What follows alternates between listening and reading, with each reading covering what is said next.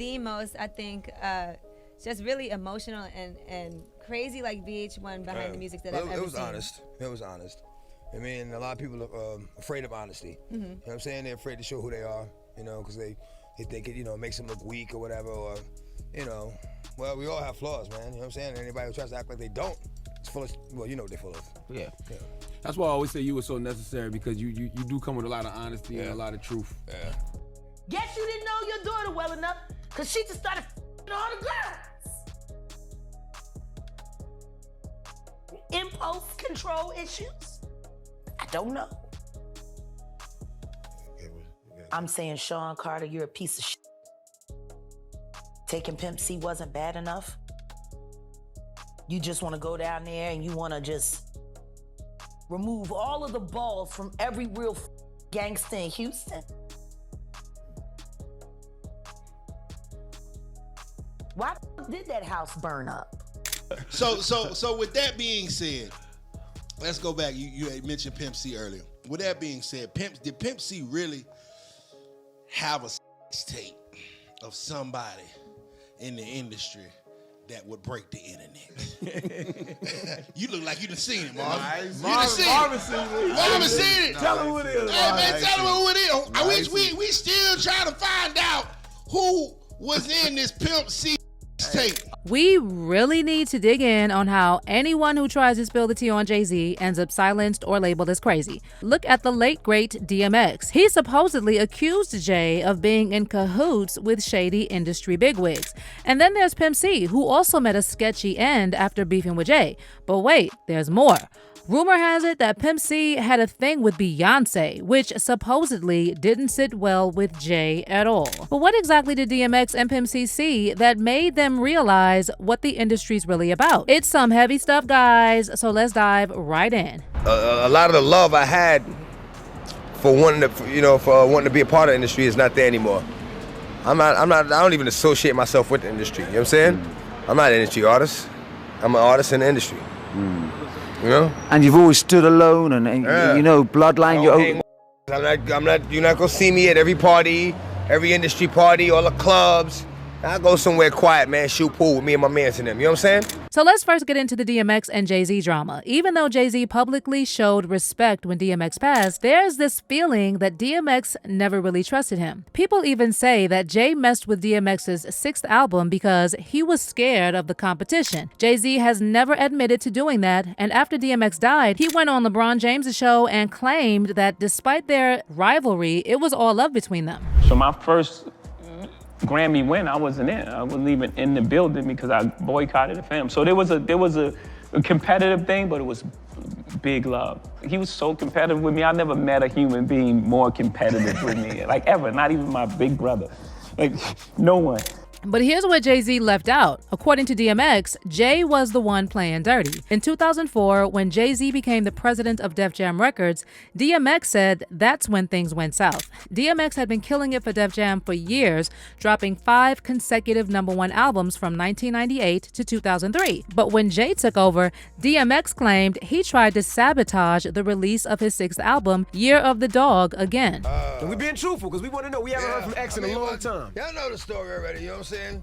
Used to be my dog, you was in my left titty, you know, scream, ride or die, I thought you would die with me, you know. What happened was, you know, like I said, I had the crazy track record, Def Jam, everything was good.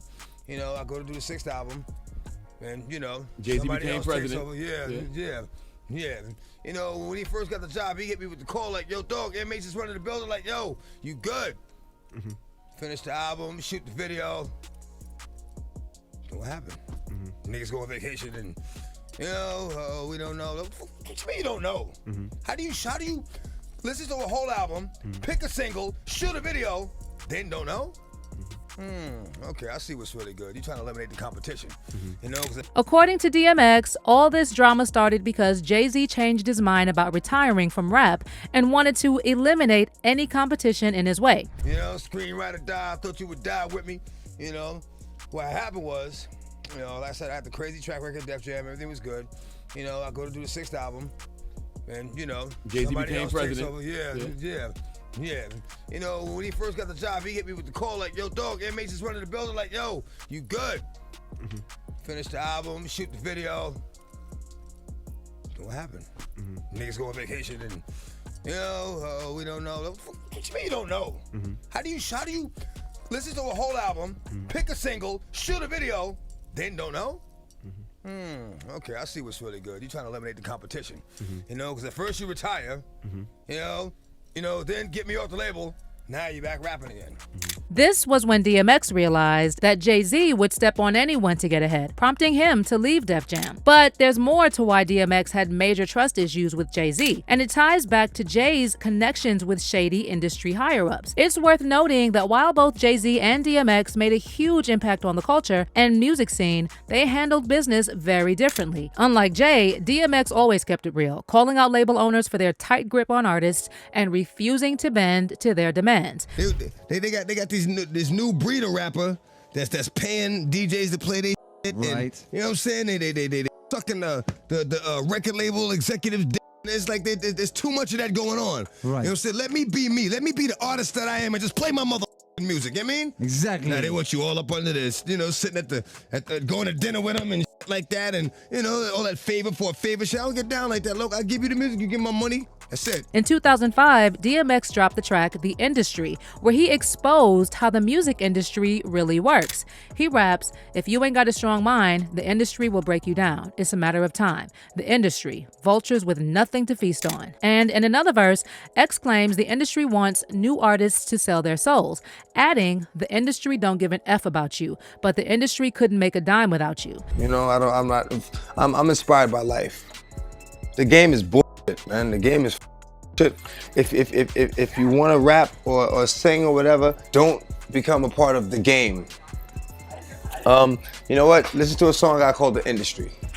And that pretty much explains, what it's about. The industry.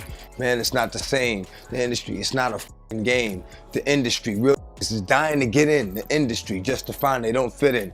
The industry ain't what it used to be. The industry's trying to control the way you MC. They want you to dress like this and talk like that. But I'm going to dress like this and talk with the gap. The industry got y'all word meaning nothing. Now, Jay-Z has been in the industry from the start, and over the years, he's faced a lot of accusations about betraying his friends and partners. One of those people is Dame Dash, co-founder of Rockefeller, who publicly claimed that Jay betrayed him by getting close to shady bigwigs in the music business. But Dame didn't stop there. He started naming names, and one person he called out was Lair Cohen, former Def Jam president and a close buddy of Jay-Z. Jay even calls Lair his mentor in his memoir, Decoded. Now, Lair has been involved in plenty of drama over the years. Dame publicly accused him of being a culture vulture and using divide and conquer tactics to pit black artists and moguls against each other. But get this, in 2018, when Lair was on The Breakfast Club, he talked about the substance use crisis and expressed sadness over DMX's struggles. But when Charlemagne asked why he keeps signing artists who promote that lifestyle, Lair bluntly said that that's just how the business works. So,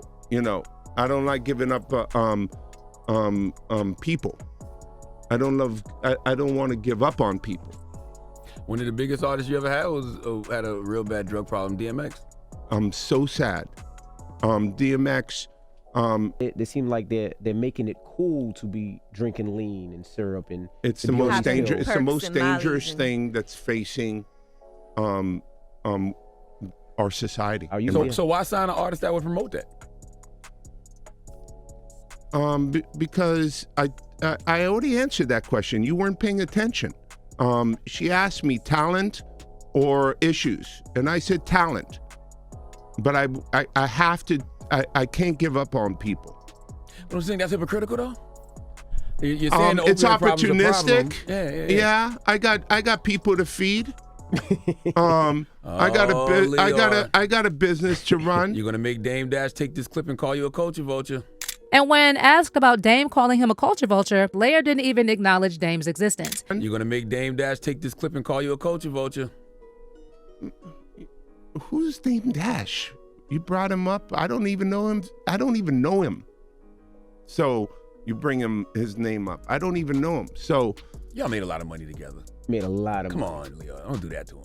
I don't know him. I really don't. So, I don't know what to tell you.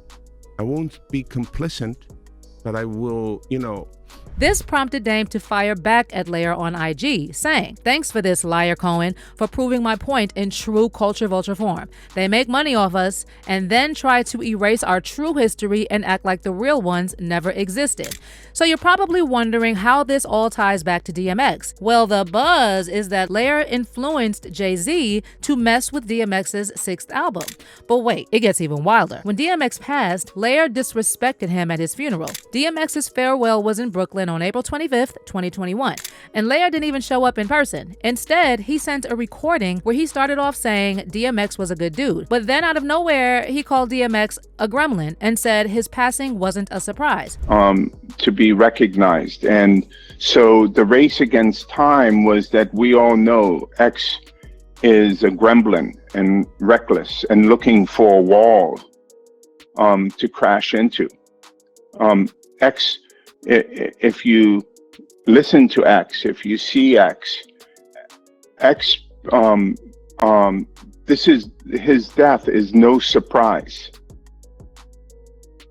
If you listen to and you watched who and what X was. Now we all know DMX had his battles with substance abuse. But to bring up all that at his funeral, seriously? If Jay-Z saw Layer as his mentor, it's no wonder DMX never fully trusted him. But let's switch gears and talk about Pimp C, because word on the street is that his beef with Jay and an alleged affair with Beyonce led to his untimely demise. Chad Lamont Butler, better known as Pimp C, was a Louisiana MC best known for his work with Bun B as one half of the hip-hop duo Underground Kings, or UGK. UGK famously collaborated with Jay-Z on his Timbaland-produced hit single Big Pimpin' in 2000, which peaked at number 18 on the Billboard Hot 100 and achieved platinum status. But there was allegedly a lot of drama behind the scenes with Jay-Z and Pimp C clashing all the time. See, Pimp C was initially hesitant about hopping on Big Pimpin' at first because he felt some type of way about Jay-Z's past issues with Tupac. According to music executive Greg Taylor, who used to manage UGK, he spoke to Rockefeller co-founder Dame Dash about the possible collaboration, and Dame agreed to cut a $1 million check for UGK to work with Jay. But then when Taylor brought Pimp into the conversation, he suggested they should give that money to Tupac's mother, Afeni Shakur, instead. I was like, what? And you saying that Jay heard him say that, yo? Yeah, Jay heard him. He heard him. Because I had to jump up and apologize for this nigga to clean that shit up quick. Because I was like, I didn't realize he was in the room. So when I seen Hov there, I was like, oh. And so I told him he had to come down and go see them and go talk to mama and go to lunch with, go to dinner with them and sit down and do it the right way, because that's just how Pimp did it. If you didn't sit down and eat dinner with him and his mama, he ain't gonna break bread with you. That was just the game. Like, that's how he was raised. He had studied music. It was different, man. He knew music from the Conservatory of Music of Art. He had studied from an orchestra standpoint. His mom had invested in his career. So to be who he was, so by the time people seen him, it was the counterculture of discovering hip hop and rap down there. And they were like a country version of Run DMC, him and Bun. Great artists. Or the new Ghetto Boys. It was like Jay Prince had them as the new Ghetto Boys. That's what they were. And luckily, they moved to Atlanta. We was able to get him with Short, and Short just put the game down, and the rest was history. Right. So that caused a ruckus, because when they missed the first 2 Jay-Z albums because of it. And the next time around, I knew not to call Pimp because him and Jazzy was beefing. And the Master P was beefing. I was like, he's beefing. But it turned out that Jay-Z was also on the phone listening, and he heard Pimp C dissing him. And while Pimp C eventually agreed to Big Pimpin' moving forward, he and Jay were never on good terms. In fact, according to Bun B, it took a lot of reverse psychology to convince Pimp to do a collab with Jay. And even though the song went on to become a massive hit, Pimp never rated it too high. Texas, he would go on that run. That's when I first heard about that Texarkana. And they were all following back, and they all cashing him out with a verse and a track from him and a verse from Bun. And him and Mama was running that like a tight ship. And him and his boy Leroy was like just cold player with it. So I knew these guys were different. And I knew Texas was a different place because I was already doing business with Tony Draper and them down there. With A-Ball and JG, Short was doing songs with them, and Drake was like one of his independent. We practiced that science to yourself philosophy. But to see the Underground Kings come, they were like the Ghetto Boys 2.0. So it was really a blessing. And so when he moved up here, found him a place. They moved up into it out by the airport, and he put that studio up there. And I seen a Saturday morning, Sunday morning, after he'd come back from shows on the weekend, and all them cars out there rolling, everybody paying. Like, I seen full production. So he was making Jamal an independent album because he was coming out with a whole independent project. And then him and Short, we was making records. And him and Jazzy Faye was going nonstop. It was real. To lead them two in the room together was like nuclear fission and nitrous oxide mix. He's a great person. Great person. But there was allegedly something else that caused tension between Pimp C and Jay. Now, this is only a rumor, but according to some insiders like Pimp and Ken, Beyonce and Pimp C had a thing going on back in the day. Not only that, but Pimp and Ken also claimed that Pimp C made a whole private tape with B. Now, X-tape gossip aside, there's another wild theory circulating about Jay-Z and Pimp C's relationship, and it's coming straight from Jaguar Wright. Of course. And Jaguar is out here claiming that Jay might have been involved in Pimp C's untimely demise.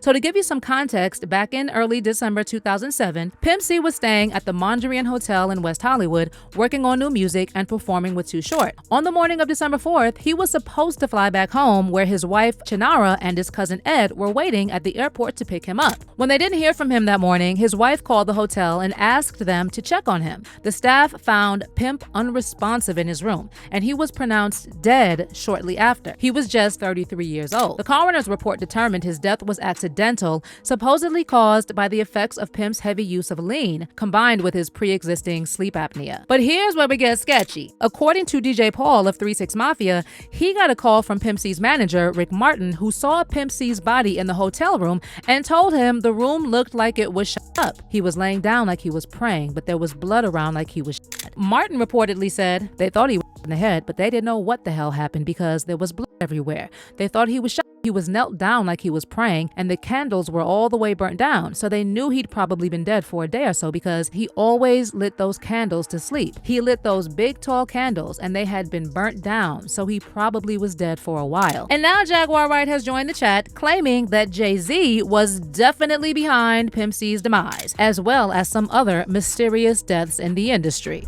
He lined up D Haven, stole his life and identity. He lined up Big L, stole his life and identity. He lined up Dame Dash, stole his life, identity, and took his love. I'm saying, Sean Carter, you're a piece of shit. Taking Pimp C wasn't bad enough. You just want to go down there and you want to just remove all of the balls from every real gangster in Houston. Why the fuck did that house burn up? Who the fuck goes to their childhood house for a visit and the shit goes up in flames? That was very weird. The next day, within a week? And no, the next day. The next day. And still, no real investigation on how the house just went up in flames. Man. I guess they paid y'all off.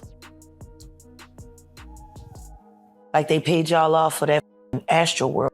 But now it's your turn. Let me know how you feel about DMX and Pimp C allegedly trying to expose Jay. And do you think Jay actually had something to do with their untimely deaths? Or is this just another wild conspiracy? Drop your comments below and stick around for this next video.